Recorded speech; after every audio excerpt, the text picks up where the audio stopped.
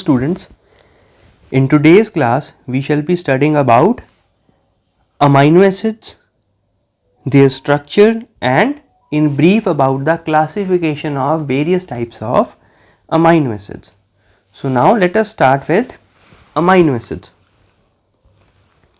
From the name I think it will be clear to you that amino acids will be the organic molecules that are containing an amino group plus a carboxylic group also or an acidic group.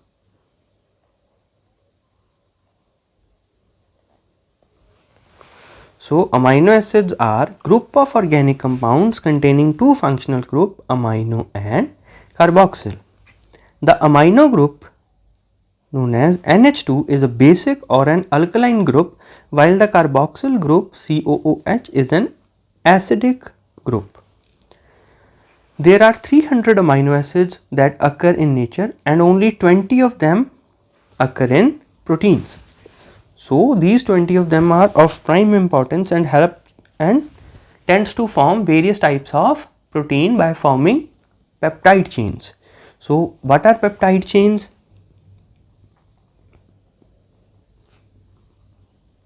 How they are linked? These shall be studied in the future lectures. So now let us understand what is an amino acid. Now what is an amino acid? Here you can see the structure of amino acid.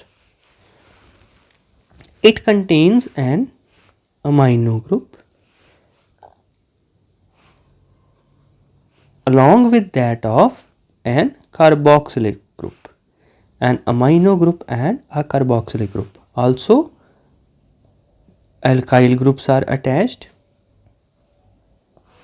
and a hydrogen.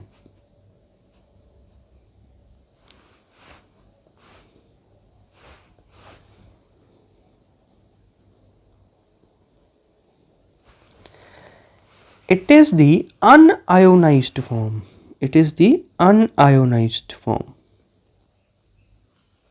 In the ionic form or the ionized form, the carboxylic group occurs as COO negative, whereas an amino group occurs as NH3 positive. So a positive charge on amino group and a negative charge on carboxylic end. So now let us again see how these are formed. It contains a carbon group that is attached to one side with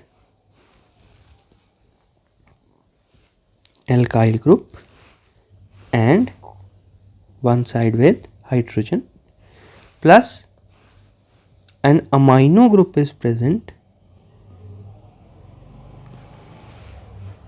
along with a carboxylic group on the other end. So this is the unionized form.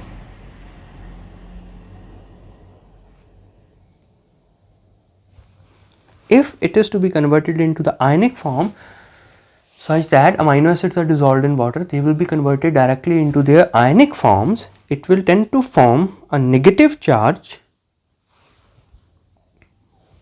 on carboxylic group and a net positive charge on amino group here. So it will be the ionized form. This will be the ionized form of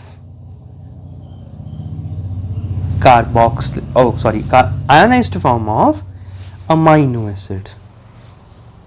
So I hope all of you are familiar with the term what is an amino acid. I have written in color form so that you can easily recognize both the functional groups. So now let us understand the structure and basic classification of amino acids. Now what is the structure of amino acid? We all had understood in brief but now let us again revise that concept. Each amino acid has 4 different groups attached to the alpha carbon. It means this alpha carbon is asymmetric. It is an asymmetric carbon.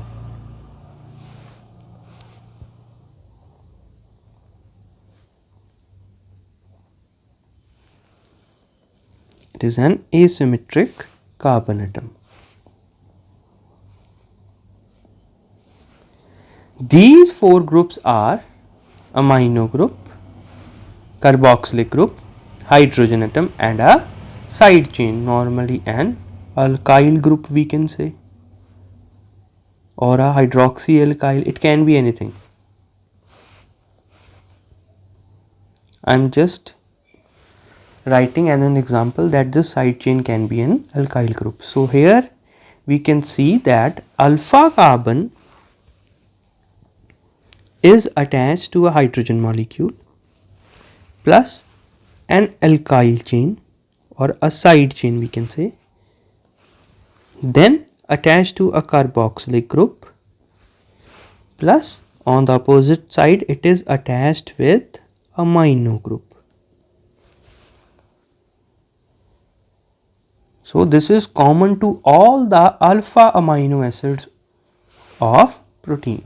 This is an alpha carbon. See, this is an alpha carbon. So due to the presence of an asymmetric carbon atom, they also possess stereoisomerism. So what is stereoisomerism? We are all familiar with the stereoisomerism, that 2 types of isomers are formed, which are D and L isomers, and are non-superimposable mirror images of each other. See here glyceraldehyde, it is a common example, glyceraldehyde. We had understood about this in the chapter of carbohydrates. Now in case of amino acids, we will be considering the example of alanine. See students, here is an example of alanine.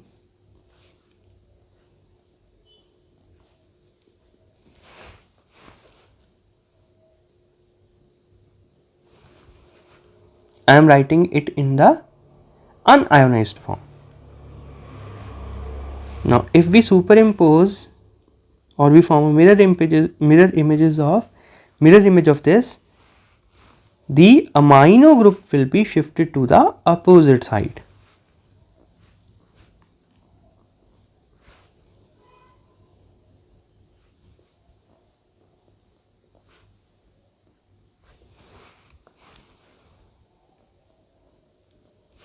This is the D isomer and this is the L isomer. So in the structure left to the figure, it is in the ionic form. See here, in the ionic form, and I had written these structures in unionized form. Don't get confused.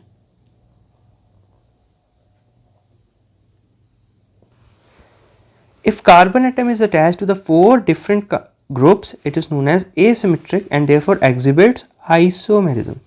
The amino acids except glycine possess 4 distinct groups RH, COO and NH3+.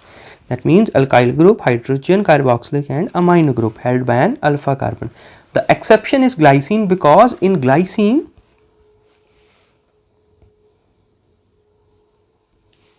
here I am drawing the structure of glycine.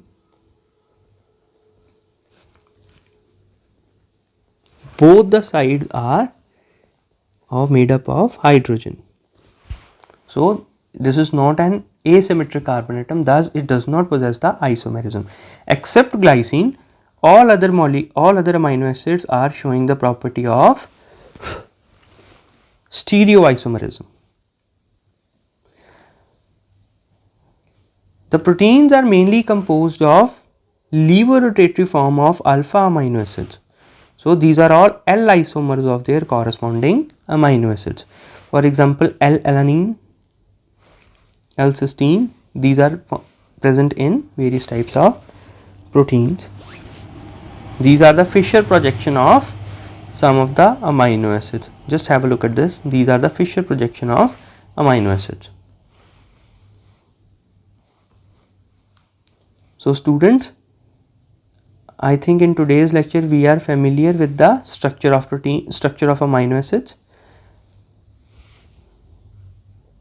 how they are formed, what kind of functional groups they are carrying, and also the stereoisomerism that is exhibited by various types of amino acids. Now you must be familiar how to draw the structure of an amino acid.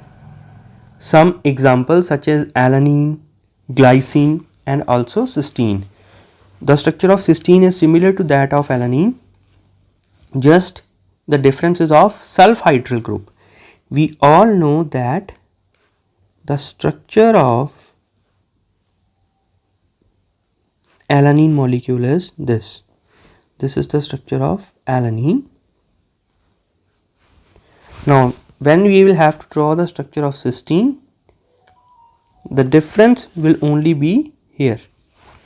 The alkyl group will be containing one sulfhydryl group, a sulfhydryl group attached to it, SH group. Now this will become the structure of cysteine. So students, I hope this is clear to you all. You all can easily make the structure of amino acid, and in our next class we shall be studying about various types of amino acids, their classification and how to draw their structure. So till then, revise them and learn them how to draw.